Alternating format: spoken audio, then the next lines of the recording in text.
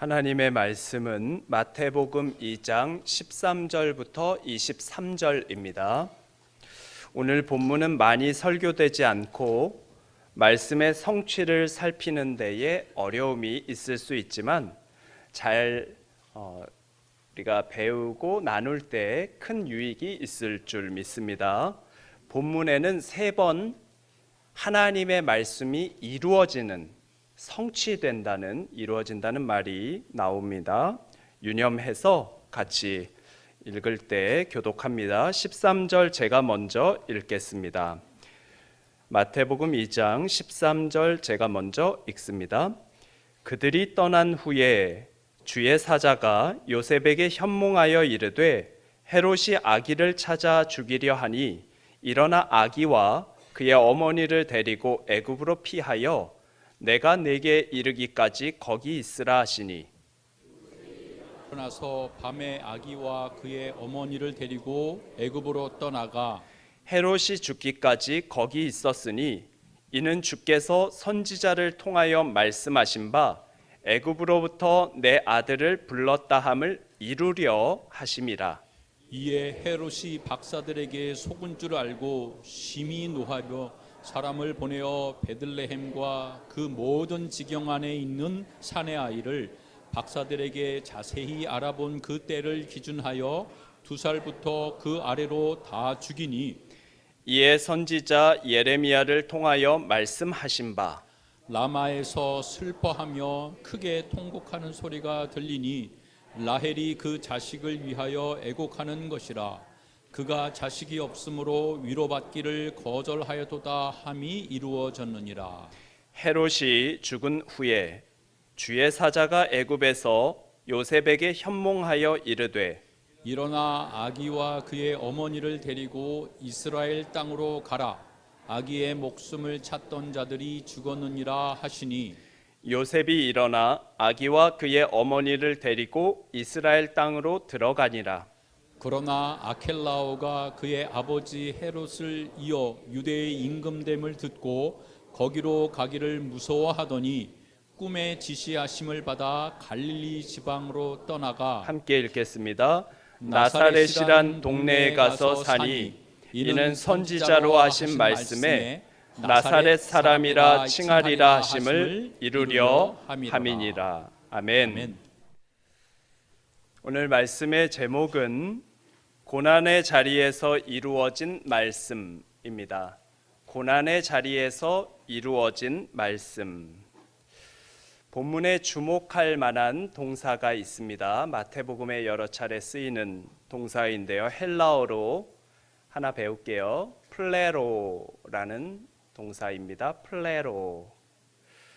기본 의미는 비어있는 것을 가득 채우다 라는 뜻입니다. 플레로. 이 동사는 2장 15절, 18절, 23절에 3차례 나옵니다. 이 플레로는 방금 언급한 것처럼 본래 가득 채우다라는 뜻으로 예를 들어 성경에서 근심이 가득한 상황이나 기쁨이 충만하다, 성령이 충만하다와 같이 무언가로 가득하게 차 있는 상태를 묘사할 때 사용됩니다. 그런데 본문에서 이 동사는 물리적, 정서적 충만함을 넘어서 말씀이 이루어지다, 곧 예언의 성취를 나타내는 의미로 쓰였습니다. 충만의 개념이 발전해서 하나님께서 미리 말씀하신 일이 역사 속에서 가득 차서 때가 되어 이루어지듯이 이때 사용된 것이죠. 오늘은 말씀의 제목과 같이 예수님께서 헤롯 왕의 위협을 피해 도피의 삶을 사는 고난의 상황 속에서 하나님의 말씀이 3차례 성취되는 장면을 살펴보고자 합니다. 어려운 현실 그 한가운데에서도 하나님의 약속은 공허하지 않고 반드시 충만하게 이루어진다는 사실을 우리가 배우게 되는 것이죠. 자, 그러면 첫 번째 성취, 플레로가 애굽의 피난을 통해서 예수님과 또 예수님의 가족이 애굽으로 피난 갔는데 그 과정을 통해서 성취되게 됩니다. 13절부터 15절 함께 읽겠습니다. 본문 13절부터 15절입니다. 그들이 떠난 후에 주의 사자가 요셉에게 현몽하여 이르되 헤롯이 아기를 찾아 죽이려 하니 일어나 아기와 그의 어머니를 데리고 애굽으로 피하여 내가 네게 이르기까지 거기 있으라 하시니 요셉이 일어나서 밤에 아기와 그의 어머니를 데리고 애굽으로 떠나가 헤롯이 죽기까지 거기 있었으니 이는 주께서 선지자를 통하여 말씀하신 바 애굽으로부터 내 아들을 불렀다 함을 이루려 하심이라. 아멘. 플레로, 이루려 하심이라. 물론 동사의 시제는 다르지만 동사의 원형이 플레로, 가득 넘치다, 말씀이 이루어지다 라는 것이죠. 마태복음 2장 13절은 그들이 떠난 후에 라고 시작합니다. 즉 이때는 동방 박사들이 떠난 뒤를 말하고 이어 헬라어 원문에는 감탄사 보라가 등장합니다. 이 감탄사는 강조의 표시이고 2장에서 동방 박사들이 등장할 때 그리고 그들이 잃었던 별을 다시 찾았을 때에도 사용되었습니다. 그리고 본문에서는 하나님의 사자가 요셉의 꿈에 나타나는 장면에서 쓰입니다. 아기 예수님은 이때 목숨의 위협을 받고 있었고 생명이 걸린 이 위기 가운데 보라, 하나님이 주의 사자를 통해 살 길을 내어주시는 거죠. 하나님께서 섭리하신 것입니다. 하나님의 섭리하심은 평안할 때뿐만 아니라 고난의 순간에도 그 한가운데에서도 이루어집니다. 그러므로 우리는 고난의 자리에 있을 때 함께 하시는 하나님을 바라봐야 합니다. 욥기에서 욥이 재산과 자녀, 건강을 잃는 극심한 어려움을 겪었습니다. 그러나 그 고난 속에서 욥은 이렇게 고백하는 것이죠. 욥기 23장 10절에 그러나 내가 가는 길을 그가 아시나니, 하나님이 아시나니 그가 나를 단련하신 후에는, 하나님께서 나를 단련하신 후에는 무엇과 같이 나오리라 라고 했습니까? 내가 순금같이 되어 나오리라 라고 했습니다. 금을 재련하는 과정의 뜨거움과 같이 고난의 길을 겪게 될 때 있을 것입니다. 물론 욥과 같은 고난 당하기 쉽지 않겠지만 욥은 그 고난 중에도 함께 하시는 하나님을 바라보고 그 하나님께서 이 과정 속에서 자신을 순금과 같은 믿음이 되어 나오게 하리라는 하나님의 섭리하심을 바라보고 이겨내고자 했던 것이죠. 우리도 마찬가지입니다. 하나님께서 우리의 삶의 모든 순간 평안해 보이는 때에도 그리고 어려워 보이고 고난 중에도 함께 하시는 줄 믿습니다. 13절에 따르면 천사는 요셉에게 나타나 헤롯이 아기를 찾아 죽이려 한다라고 전합니다. 찾아 죽이려 하니라는 말은 죽이기로 작정하고 추적하는 헤롯의 모습을 묘사하고 있습니다. 예수님께서 탄생 직후부터 생명의 위협이라는 고난의 자리 가운데 놓이셨음을 알 수 있는 것이죠. 그런 맥락에서 성탄, 예수님의 탄생은 십자가와 연결되어 있습니다. 누가복음은 예수님께서 나실 때 여관에 머물 곳이 없어서 말구유에 누이신 장면을 설명하는데 이것은 그분의 낮아지심과 고난의 길을 암시합니다. 한편 마태복음은 예수님께서 탄생 직후 헤롯의 위협을 피해 애굽으로 피신하는 과정을 비교적 상세하게 기록함으로써 성탄과 순환을 연결하는 것이죠. 이러한 관점에서 볼 때 예수님의 탄생, 곧 성육신은 십자가를 향한 첫 걸음이었던 것이죠. 탄생의 기쁨 속에 이미 고난의 그림자가 드리워져 있었고 주님은 그렇게 고난의 길을 걸으셨던 것입니다. 그리고 그 끝에는 십자가가 있었고 십자가에서 죽으신 것이죠. 그리고 그 십자가의 죽음은 우리를 위한, 우리의 죄를 위한 대속의 죽음이었던 것입니다. 예수님은 헤롯의 위협을 피해 부모와 함께 애굽으로 피신했고 헤롯이 죽기까지 그곳에 머물렀습니다. 이후 헤롯이 죽은 뒤에 유대 땅으로 올라옵니다. 이에 대해서 마태복음 2장 15절은 다음과 같이 기록합니다. 한번 읽어주세요. 2장 15절. 헤롯이 죽기까지 거기 있었으니 이는 주께서 선지자를 통하여 말씀하신 바 애굽으로부터 내 아들을 불렀다 함을 이루려 하심이라. 네, 선지자를 통하여 말씀하신 바 애굽으로부터 내 아들을 불렀다 함을 이루려 하심이라. 플레로라는 거죠. 이 구절은 오늘 본문에 나타나는 첫 번째 구약 성취의 진술이고 마태복음 전체로는 세 번째 예언 성취에 해당합니다. 1장에서 예수님은 이사야 7장 14절의 임마누엘 예언을 성취하셨고 베들레헴에서 다스릴 자가 나리라는 미가서 5장 2절의 말씀을 이루셨습니다. 이어서 오늘 본문 2장 15절에 다시 예언의 성취가 나타나는 것입니다. 이 인용은 호세아 11장 1절에서 비롯됩니다. 제가 읽겠습니다. 호세아 11장 1절에 이스라엘이 어렸을 때에 내가 사랑하여 내 아들을 애굽에서 불러냈거늘. 호세아의 이 말씀은 본래 하나님께서 모세를 통해 이스라엘을 출애굽시킨 사건을 가리키고 있습니다. 그때 하나님은 이스라엘을 뭐라고 하죠? 호세아 11장 1절에 내 아들을 애굽에서 불러냈다라고 말씀하십니다. 그런데 마태복음 2장 15절은 이 구절이 하나님의 아들이신 예수께서 애굽에서 불려 나오심으로 성취되었다고 증언합니다. 즉 예수님의 출애굽으로 성취된 것이죠.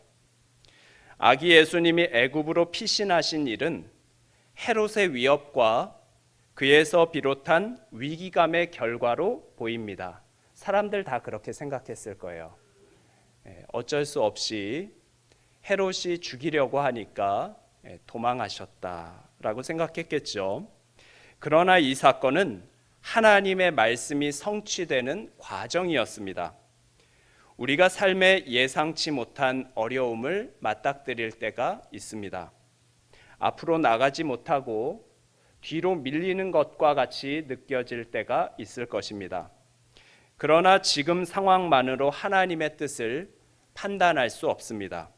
고난의 자리에서도 여전히 하나님은 일하시고 이해하지 못하는 상황과 과정 속에서도 하나님은 약속을 이루어 가시는 것이죠.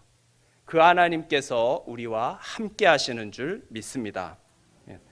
두 번째 성취는 헤롯의 분노와 유아 학살을 통해서 이루어졌습니다. 역설적이죠. 헤롯은 분노하고 유아는 학살되는 비극의 현장 속에서 하나님의 말씀이 성취되는 것입니다. 같이 읽을게요. 16절부터 18절 읽습니다.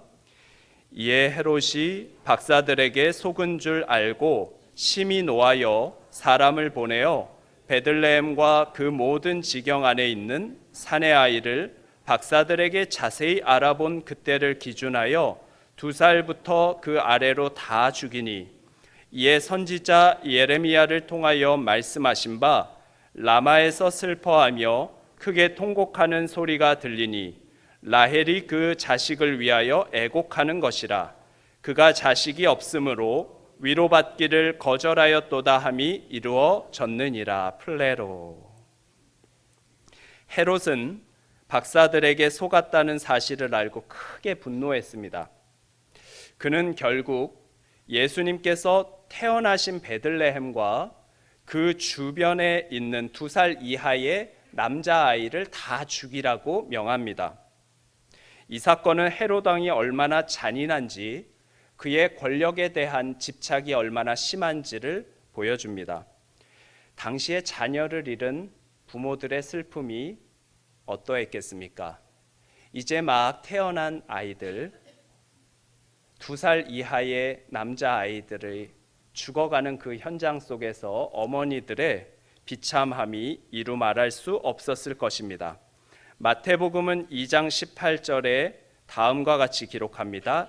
라마에서 슬퍼하며 크게 통곡하는 소리가 들리니 라헬이 그 자식을 위하여 애곡하는 것이라 라고 했습니다. 이 말씀은 예레미야 31장 15절을 인용한 것입니다. 한번 읽어주시겠어요? 예레미야 31장 15절. 여호와께서 이와 같이 말씀하시니라. 라마에서 슬퍼하며 통곡하는 소리가 들리니 라헬이 그 자식 때문에 애곡하는 것이라. 그가 자식이 없어져서 위로받기를 거절하는도다. 네, 예레미야 31장 15절에 라마에서 슬퍼하며 통곡하는 소리가 들린다고 했는데, 라마는 베냐민 지파에 속한 지역으로 훗날 유다 백성이 바벨론의 포로로 끌려갈 때 임시로 모였던 장소였습니다. 라헬은 이미 죽은 때였지만 예레미야서는 포로로 끌려가거나 죽임을 당하는 후손들을 바라보면서 그녀가 통곡하는 모습을 상징적으로 묘사합니다. 라헬은 야곱의 아내로서 베냐민을 낳다가 죽었고 약속의 땅 가나안에 정착하지 못하고 길가에 장사되었습니다. 예레미야는 이러한 라헬을 바벨론의 침략으로 민족적 비극을 겪는 후손들을 위해 애통하는 어머니의 표상으로 제시하는 것이죠. 다시 마태복음 본문으로 돌아오면 마태는 이 예언을 다시 인용하여 헤롯의 남아 학살로 자녀를 잃은 부모들의 울부짖음을 라헬의 통곡과 겹쳐서 묘사합니다. 따라서 이 구절은 단순한 역사적 비극의 기록이 아니라 구약의 탄식과 연결되는 예언의 성취인 것이죠. 이것은 인간의 잔혹한 죄악, 얼마나 끔찍합니까? 헤롯이 자신의 왕권을 이어가고자 베들레헴 그리고 그 인방에 있는 2살 이하로 난 남자아이들을 다 죽이라 하였고 그 명령대로 많은 남자아이들이 죽었습니다. 그 죄악과 그리고 어머니들로 대표하는 부모님들이죠. 그 부모님들의 깊은 슬픔 한가운데에서도 이 굴곡진 역사 속에서도 하나님의 계획이 중단되지 않으며 반드시 이루어진다는 사실을 보여줍니다. 예레미야 31장은 통곡의 장면으로 끝나는 것이 아니라 이후에 새 언약의 약속을 선포합니다. 마태복음에는 헤롯의 잔혹한 학살로 인해 불의와 폭력 그리고 통곡이 나타나지만 거기서 끝나는 것이 아니라 하나님의 구속 역사는 그 비극 속에서도 그리스도를 통해 계속해서 진행되고 있음을 보여줍니다. 우리 삶에 설명하기 어려운 고난이 찾아올 수 있습니다. 2025년 한 해 돌아보면 어려움이 다 있으셨을 것입니다. 2026년 한 해에도 정도의 차이는 있겠지만 저도 그렇고 여기 계신 분들도 그렇고 고난이 찾아오는 순간 있을 것입니다. 이해되지 않죠. 왜 이런 어려움과 또 슬픔의 시간을 하나님께서 나에게 허락하셨을까? 그러나 그 어려움의 시간이 하나님 하나님께서 계시지 않음을 의미하지 않습니다. 하나님은 침묵처럼 보이는 시간 속에서도, 슬픔의 현장에서도 우리와 함께 하시고 하나님의 구원을 이루어 가십니다. 플레로 이루어 가시는 것이죠.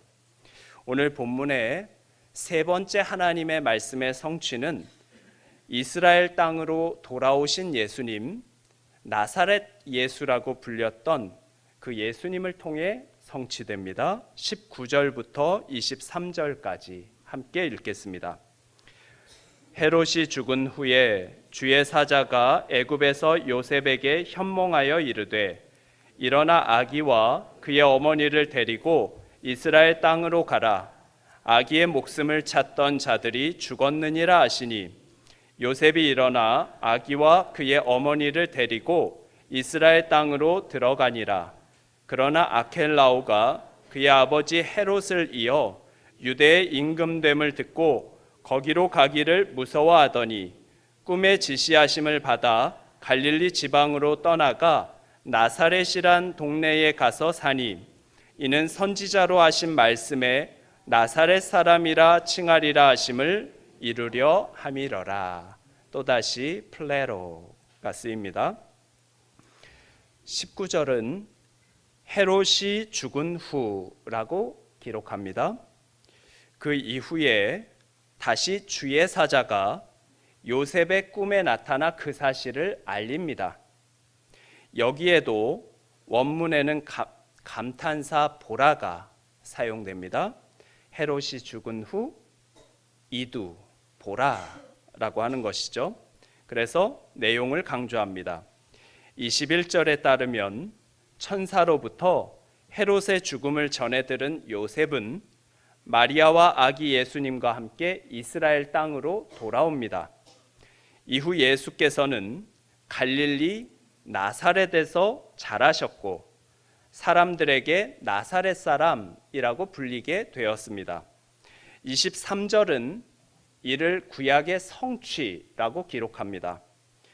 그런데 구약에는 나사렛 사람이라는 표현이 등장하지 않습니다. 이에 대해서 학자들은 본문에서 사용된 나사렛 사람이란 헬라어가 나조라이오스인데, 나조라이오스, 나사렛 사람이란 뜻입니다. 이 나조라이오스와 연결될 수 있는 구약의 표현을 연구해 왔습니다. 분명히 본문에서는 이 나사렛 사람, 나조라이오스가 구약의 예언을 성취한 것이라고 했는데 나사렛 사람이라는 표현 자체는 구약에 안 나오는 겁니다. 어떻게 이 나조라이오스가 구약의 예언과 연결될 수 있을까 봤더니 이 단어는 가지, 싹을 의미하는 히브리어 네세르와 음이 비슷한 겁니다. 헬라어의 나조라이오스와 히브리어의 네세르라고 하는 싹이라는 뜻입니다. 근데 그 싹이라는 단어가 이사야 11장 1절에 나타나는 것이죠. 이사야 11장 1절 한번 읽어주시면 감사하겠습니다. 이새의 줄기에서 한 싹이 나며 그 뿌리에서 한 가지가 나서 결실할 것이요. 여기 이새의 줄기에서 한 싹이 나며라고 했는데 이 싹이 네세르입니다. 그래서 헬라어 나소라이오스, 나사렛 사람이라는 음과 굉장히 비슷한 것이죠. 우리가 아마도 알고 계신 것처럼 이사야 11장 1절은 다윗의 자손으로 오신 예수 그리스도를 가리키는 표현입니다. 이새의 싹, 이새의 아들이 다윗 왕인데 예수님께서 다윗의 자손으로 오셔서 메시아로 구원하실 것과 동시에 그분이 연약한 순과 같이 낮고 미천한 모습으로 오셨음을 보여줍니다. 결국 나소라이오스, 나사렛 사람은 네세르의 성취인 것이죠. 예수님은 구약의 이 예언을 성취하시며 갈릴리 지방의 작은 마을 나사렛에서 성장하셨습니다. 나사렛은 이스라엘 역사에서 두드러지게 언급되지 않는 작은 마을이었습니다. 당시에도 사회적, 종교적으로 주목받지 못한 지역이었습니다. 그래서 요한복음 1장 46절에 나다나엘이 나사렛에서 무슨 선한 것이 나올 수 있겠냐라고 말하기도 합니다. 그리고 갈릴리는 유대 지역에 속해 있었지만 역사적으로 이방인들이 많이 거주하였기에 이방의 갈릴리라고 불리던 곳입니다. 유대인들이 선민 사상이 강했죠. 그래서 이방인들이 많이 거주하는 이 나사렛은 작은 마을이기도 하고 이방인들이 많아서 무시하고 또 낮춰보기도 했던 것이죠. 이러한 배경 속에서 예수님께서 갈릴리에서 자라시고 그곳을 중심으로 사역하셨다는 사실은 이 갈릴리의 나사렛에서요, 그분이 특정 민족에 한정된 메시아, 유대 민족을 위한 구원자 메시아가 아니라 유대인과 이방인을 포함한 모든 인류의 구주로 오셨다는 그 사실을 드러내는 표지라 할 수 있는 것입니다. 이방의 갈릴리, 나사렛에서 자라나신 나사렛 예수, 그 예수님께서 우리의 구주가 되신 것이죠. 그 예수님은 하나님의 말씀을 성취하시고 다윗의 자손으로 오셔서 우리를 위해서 십자가에 죽으시고 우리를 구원하신 분이십니다. 말씀을 맺겠습니다. 본문에는 헬라어 가득 채우다, 말씀을 성취하다라는 의미의, 기억하세요? 플레로가 등장합니다. 헬라어도 배우셨어요. 몇 개 국어 하시는 거예요? 한 개 국어가 더 추가됐습니다. 플레로가 등장합니다.